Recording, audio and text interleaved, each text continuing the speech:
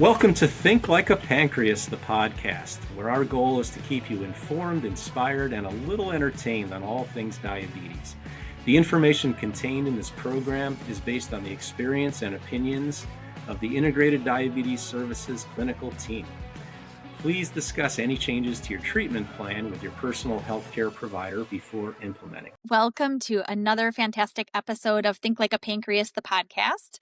I am co-hosting with Dana today. And again, I'm Jennifer Smith. I'm registered dietitian, certified diabetes educator, and the director of lifestyle and nutrition with Integrated. And we are moving further into our discussions about nutrition centering, hopefully around exercise and fueling and knowing your needs and everything today. Right, Dana? Absolutely. Happy to be on again with Jenny. I'm Dana Roseman. I'm also a registered dietitian and certified diabetes care and education specialist with Integrated and director of technology and applied research and an avid exerciser, and definitely love to talk about how to help people manage their blood sugars around exercise. Because I don't know, I think so many people are afraid of having lows associated with exercise and really just avoid it. Or, the irony is they don't maybe try new things because I think new exercise really impacts your blood sugars so much more than just kind of what your body is already used to. So I think exercise is a limiting factor, unfortunately, for so many people. Yeah. And I mean, and within diabetes, I always think of it sort of like a three-tiered management approach, right? You've got insulin, and you've got exercise, and you've got food, sort of like this. Those are the main three variables that we all try to adjust around, and adding exercise in and changing it up, as you said, can be hard with diabetes, but really valuable in sort of longevity in your long run of life.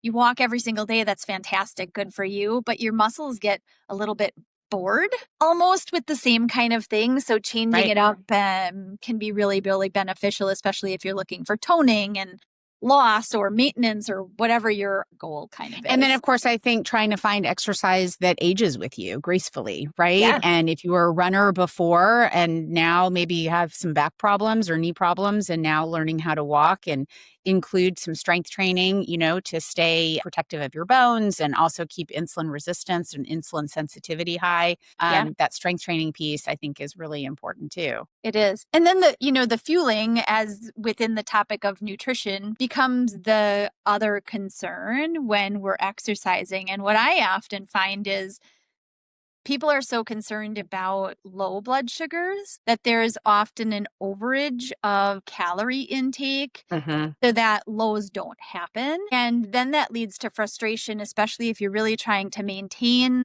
or what you've gotten to, what you've achieved. Right. Or lose weight or gain some weight or gain some muscle. I mean, there's nutrition and fueling strategy for each of those pieces. Absolutely. And if we're constantly dumping in extra food. Well, but I would also say I don't like to exercise with an elevated blood sugar that just makes me foggy. And, you're just not going, whether you're in a competitive sport or just trying to do your personal best. None of us feel great when our blood sugar is so elevated, and kind of feel sick to my stomach if I'm exercising with a ton of food on board too, if I'm being honest. And the highs certainly don't, from a performance standpoint, whether, again, as you said, you're just walking or doing something that's really more of an endurance and a performance athlete, blood sugar really does have a kind of a range that you will perform the best within. They found, absolutely, and there's some studies out of the Barbara Davis Center. I can't remember the doctor who did it, but they did some training with athletes with and without diabetes to find how their muscles performed within glucose ranges. Yeah.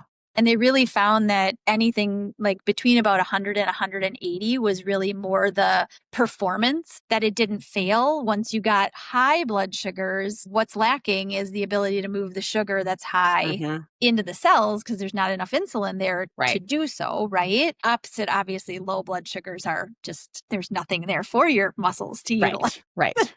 But you're right. I mean, in terms of performance and what you really aiming to get out of the exercise, we still need to manage a blood sugar that's in a healthy target. Right. And I think to your point, I think even athletes who are super dedicated are wearing continuous glucose monitors to find that peak range of what feels great to them. And I certainly have that when I'm exercising, clearly not, at a high level, but, I have that level that I want to kind of achieve and stay at. And honestly, my body is used to exercise. And if it's not something new, if I don't have a lot of insulin on board and I haven't eaten, which I'm not afraid to do because my body's kind of used to it. And I think over Right. time that's achievable.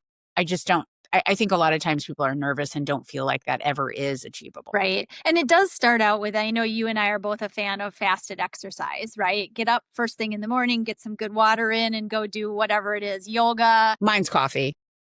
Or coffee. Exactly. Yes. Get that in. Some hydration, hopefully a little more water than coffee, but you know, or go for a walk or go for a run or a bike ride or Pilates, whatever you're going to do in a fasted state, as you said, without excess insulin on board from bolusing and nothing for your digestive system to be working on.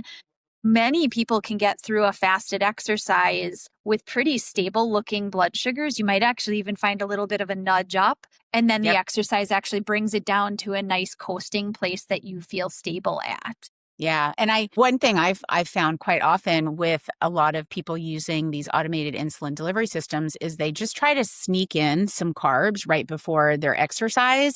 But of course, their blood sugar starts to rise. And what is their automated system doing? It's dumping a bunch more insulin. And so not only are they having a drop from exercise, maybe, but also from that increase of insulin delivery. And so, yeah, I really, I have, I guess, maybe trained enough that it's comfortable for me to do fasting activities. And it takes testing, right? Yeah. I mean, the exercise adjustments that I do have to put in place are really centered along my experimentation with that particular activity. You know, I can get up in the morning and I can take a really nice, good, steady walk and not have to adjust anything. Whereas on my mornings where I take a really long run, I do have an adjustment that I set within my insulin delivery system so that it can accommodate and keep me steady and stable and healthy and not have to be eating 3 bags of gummy bears along the way. Right. Which is just nobody wants to be doing. Nobody wants to do. Unless you want gummy bears. Right.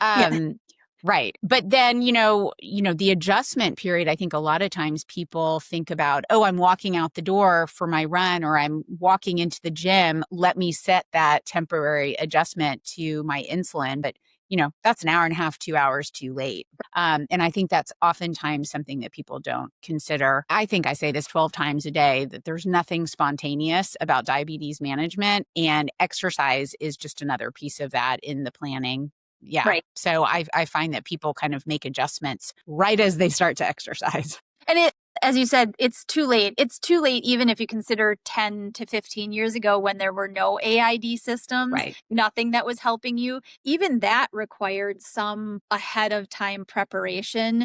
I know my constant exercise time at that point was always the afternoon because that's when I had time.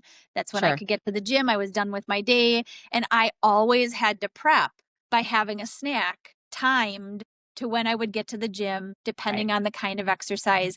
Now I don't have to have a snack if I plan ahead the right way. Right, exactly. And it is just the planning. So I know a lot of people, they just only have time to exercise after work or late in the afternoon after class or whatever that is. And I do find that to be a little bit of a trickier time. You've got insulin on board from lunch. You've, obviously not fasted the whole day. And you've got some insulin on board and food and some maybe insulin sensitivity changes in the afternoon. And so I do think that takes a little bit of strategy. It does. I mean, and along with it, I think the other confusing part, if you are trying to strategize with food, which can be done. Absolutely. I think it means, though, that you have to factor in what are your needs, right?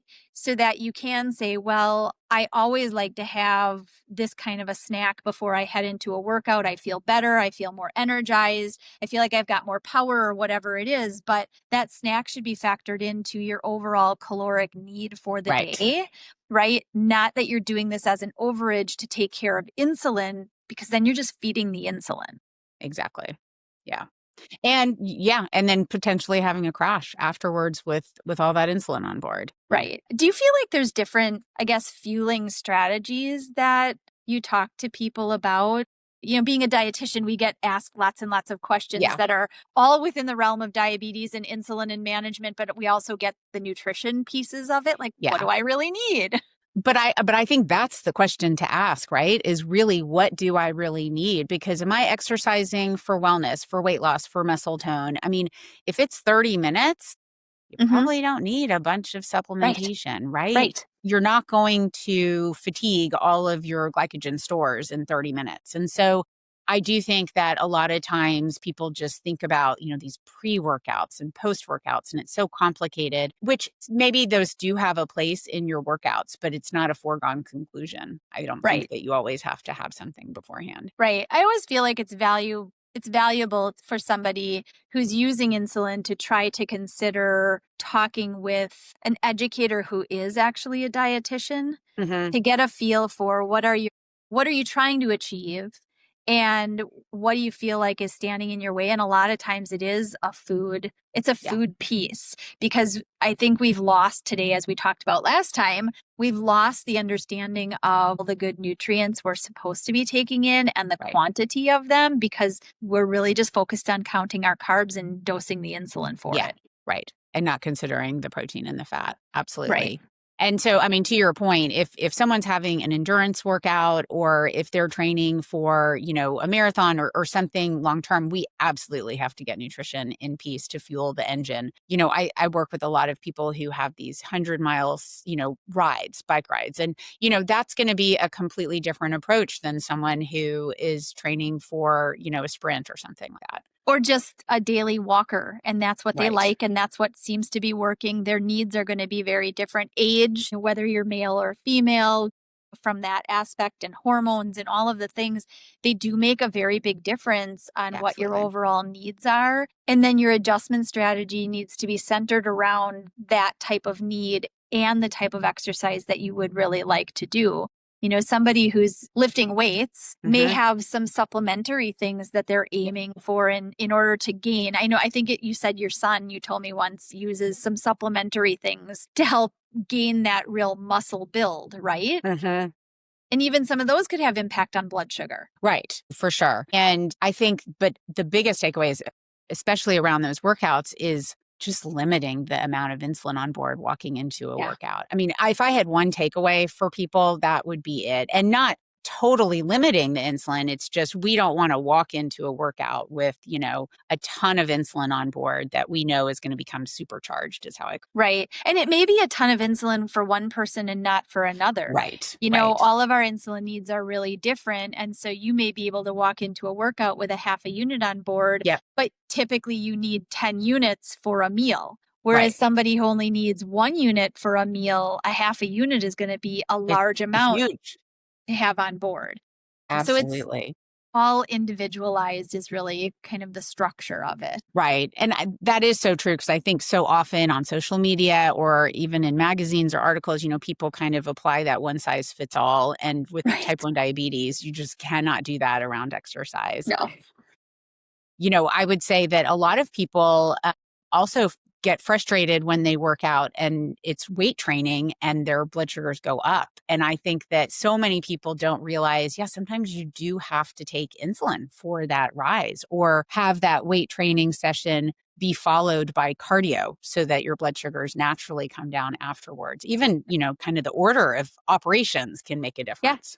And can make a difference then in deciding about, snacking or any of that intake that you maybe had in your plan before. And if you don't want to, it's something I learned years ago was work out with your weights first. Yep. First. Absolutely. It's just a natural rise. Even if it's slight enough, you often, and there are studies about it too. I think Catherine actually shared a study a couple of years ago with us about workouts with the cardio following a weightlifting session. And while you do see a decline, it's not a decline that requires use of food to stop it. And it's a lot smoother. And again, then you don't have overage of calories that you really didn't want to take in. Right. So, I do feel, so many people are burdened by the just pure amount of calories they feel like they have to eat walking into a workout. And I don't know if you see this with kind of new exercisers, but our body does have a really strong response to that new activity. You're just not used to it. And so you're, working harder than you otherwise would, 6 months or 12 months into your training. But I think that initial start where people have such variability of their blood sugars, it's such a barrier. It is. And you always over prepare for what you Right. don't want to happen. I mean, I myself, in anything new, a couple of years ago, I started doing really early morning yoga. And I've done yoga before, but it was always in the afternoon, in which I had a specific plan for. I had no idea what it was going to do. So I adjusted my insulin this way. And I even ate a little bit of something. I mean, it was minor. It was like 5 grams of carb, but boy, did I not need that in the morning time. It was like, I found that I could just go in flat, stable, no adjustments, no food, nothing needed, and drink my water. And it was fine. And be fine. Yeah. I think I've shared this with you before, where I have the biggest struggle is pickleball. And I don't even consider that like a massive part of my exercise program, but it's usually later in the afternoon. It's usually social. I have insulin on board, and I, don't want to interrupt the game with 3 other people by having a low blood sugar. And so that is where I find myself tempted to overdo the carbs on that. And then I just have to remember, we're going to be chit-chatting a good part of that pickleball time. So, maybe not overdo the carbs so much. Yeah. I know I started playing our tennis courts across the street from our house. They laid pickleball on top of it so that we could all do that. And last summer we got pickleball stuff to use with the boys. And I know the same thing, like with little kids versus just going with my husband. Right. It's a very different workout. Kids, the ball is constantly not in action. And it is a little bit more social in a very different way. So I realized very quickly, I need no adjustments for this whatsoever.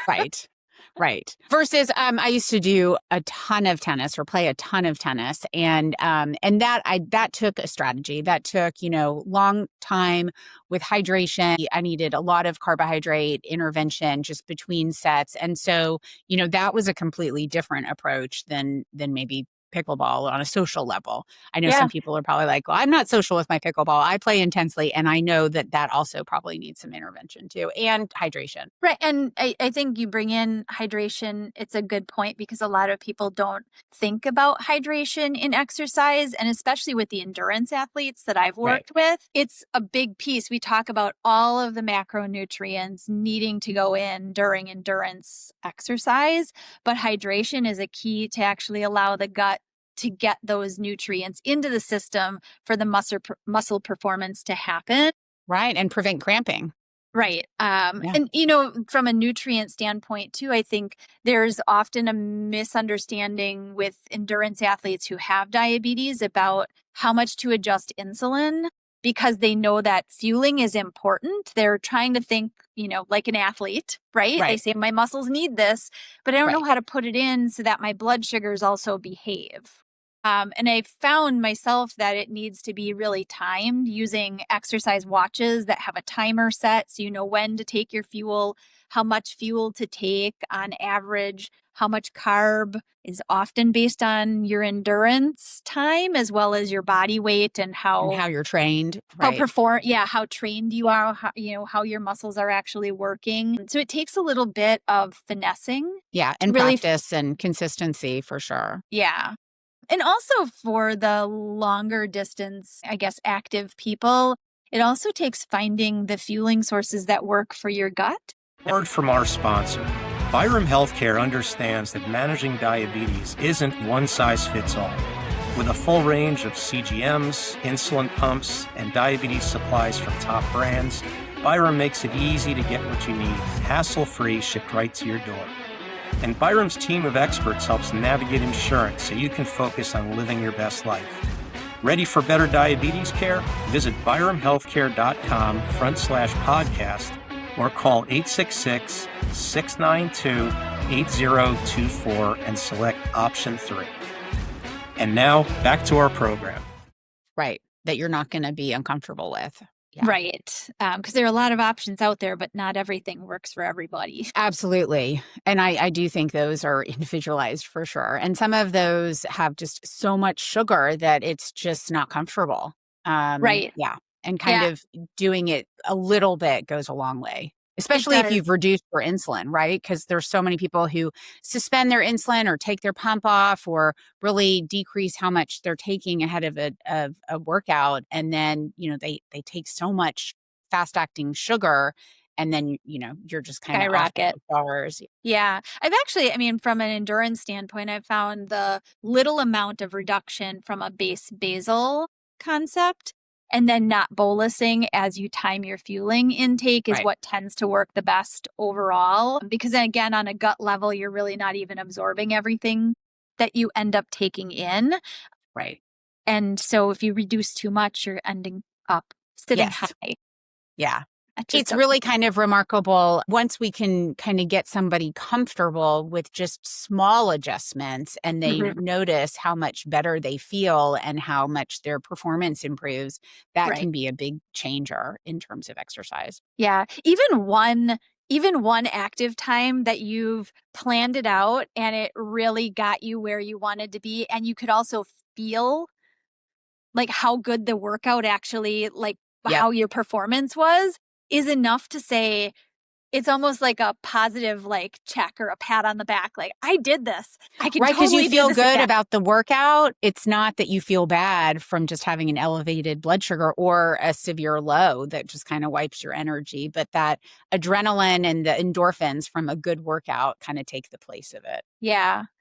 I mean, in terms of the hydration piece too, is there a go-to amount that you often tell people to consume during or before or even after? I mean, I think that, just exercisers who are wanting to stay fit, their hydration can be pretty easy to manage. But, Right. I live in Texas, and so we just got through the hot months. But if someone's cycling outside or running outside, oftentimes I'll have people weigh themselves before and after that long workout, and then they know how much water they lost. And then you can use that as a tool for supplementing kind of going forward. To me, that's a great way to really define it and give people an actual number. And it's a good point to bring up too in terms of hydration, depending on where you live, right?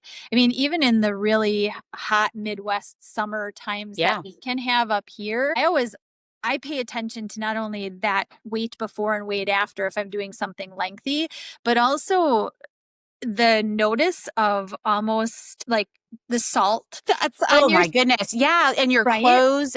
Yeah. I had somebody a couple of weeks ago who was just offhandedly commenting about like this white thing that was Gritty on his clothes. And I was like, that's salt. So we really need to focus on quite a bit of supplementation in terms of electrolytes. electrolytes. Yeah.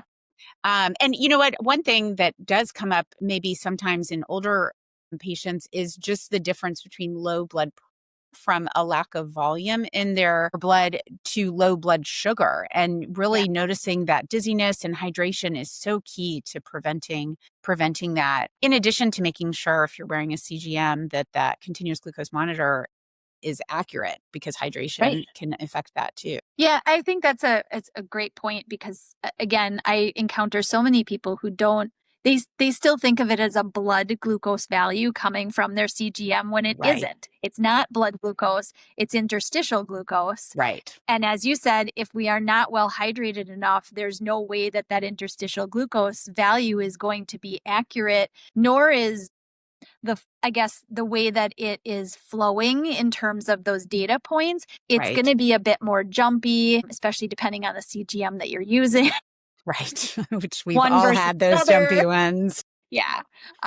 So they're just all really valuable things to kind of keep in mind. Yeah. If only it were simpler, but we do need to make sure the technology is working the best that it can, and that, we consider the engine that's running our body in terms of Yeah. the effectiveness. And like I think another piece to exercise is the aftermath of exercise and the adjustment. Sometimes we often think in terms of, well, I burned off this much, all of our pedometers and all the things that collect all of our data about heart rate, and you've burned this many calories. And sometimes we get into the thinking of, well, I've burned this much, so I'm going to go eat that much. I can afford this much more now that I've worked this off. And again, with diabetes and managing our own insulin use rather than it being put out by our beta cells and our body really fine tuning it for us, it can get mismatched. Mm-hmm. So again, it can lead to a little bit more overage if we're not careful. Right. But another thing about post-exercise is, depending on how somebody is managing their diabetes, if it's an automated insulin delivery system and your continuous glucose monitor is predicting that you're dropping during that activity just from exercise, well, it's suspending a good amount of insulin. And then if you sit down for a smoothie or kind of a sweet treat or, meet somebody for lunch, a snack after, and you have all of that suspended insulin, well, holy smokes, you're gonna again go right back up, and that yo-yo is so frustrating, or that variability. And that's where really knowing your system and understanding how your AID system, if you are using one, works for you, because you may have nailed the workout. You may have stayed very nice and stable. Maybe you're now kind of dipping and the system is suspending. But if you've adjusted your insulin during your workout and now you're coming into a meal or a snack or something, you're likely to need for that insulin to now ramp back up in effect because you've taken away during the active time. So that pre-bolus can be so important. But I think a lot of times people get nervous. I'm more insulin sensitive right after a workout. I don't want to take a pre-bolus. I'm nervous about the timing, and just that practice and kind of figuring out what works for you as an individual is so key. Yeah, again, experimentation kind of it's really important. With morning time workouts, I don't see this much anymore, but as summer is just kind of coasting down now, there are a lot of times in the summer months with the nicer weather that I am definitely more active into the evening time. Mm-hmm. It's not my exercise time per se, but it is more active with kids and biking and swimming and whatever we end up doing until 8 o'clock at night. And I end up finding that I need to navigate an additional adjustment, whether it's a temporary adjustment to my target blood sugar or whatever, so that overnight my system doesn't keep giving at the rate that it thinks it needs to, because that's what the setting is, right? Right. So, and even those kind of low impact activities, whether it's throwing a ball or even gardening, I oftentimes have to make adjustments for being active. It's not necessarily exercise, but I need to make sure that maybe I like to raise my target, like what you just said. I mean, to me, that's kind of a great hack. I don't need necessarily less insulin, but I want maybe a cushion against having a drop, while I'm outside being active, but it's not really exercise. And again, knowing how those things impact decreases the need for excess food that you don't technically want to eat or need to eat, making your meals then more what you really do want to put in your body. Yeah. Right. It goes back to, we don't want to feed the insulin. And I think so many people don't kind of stop to think, am I feeding the insulin? And what we mean by that is your insulin intake is higher than what you really want to be eating. And if that's ever the case, then we need to reevaluate the insulin for sure. Right. And we all change, as we get older. What we did in our teen years or our early 20s or whatever, it may shift and change by the time you're in your mid 30s and definitely in your 40s. And now you're in your 60s, and all those strategies that you have will need reevaluation and adjustment, and our technology changes too. Absolutely. So we have to readapt to whatever's new in the algorithm that we're using. Right. Is there anything, any other touch points about nutrition and exercise that I would just say that, I think it also stands to take a moment and recognize how much supplementation or extra products you're having to take in. And supplementation in and of itself is not a bad thing, but we kind of want to approach food from a whole food approach, not necessarily the store. But, so I guess one thing in terms of exercise, I think too many people can get too close into the weeds or really trying to maybe not use whole foods as an approach to their nutrition for exercise. And that's a missed opportunity. Mm-hmm. It is. And from a micronutrient standpoint, it's a definite missed opportunity. The aisles at the grocery store astound me with the buckets. The other day, we were someplace, and the protein powder bucket was probably a foot across and a foot tall. And I I stopped and did a double take at the thing on the shelf. I was like, who needs that large of a supplement container when there's a wealth of food that you could also be eating? Right. It made me chuckle. I was like, you gotta be kidding me. Right. Now, I do think that protein powders and protein supplements can be extremely useful for a 100%. wide group of individuals. And the timing of that can be really important in terms of muscle building and strength training. But I guess, we don't want to rely exclusively on packaged products that are in a bin that are as big as your head. Yeah. There's a time and a place for them. Right. 100% agree. I mean, I have protein powder. I do. But there's a use for it. And I've strategized around when and why. Absolutely. And I still eat an apple as well. Right. Or the cucumbers in my garden or whatever it is. Right. Because you can't substitute that true food for the vitamin or the supplement. No. And I know we could probably do a deep dive into supplements and vitamins and minerals one day, and maybe we need to do that. That's a good one. That would be a good conversation to have for sure. No. Yeah. So, I mean, big takeaways: know your activity that you are doing or you want to do.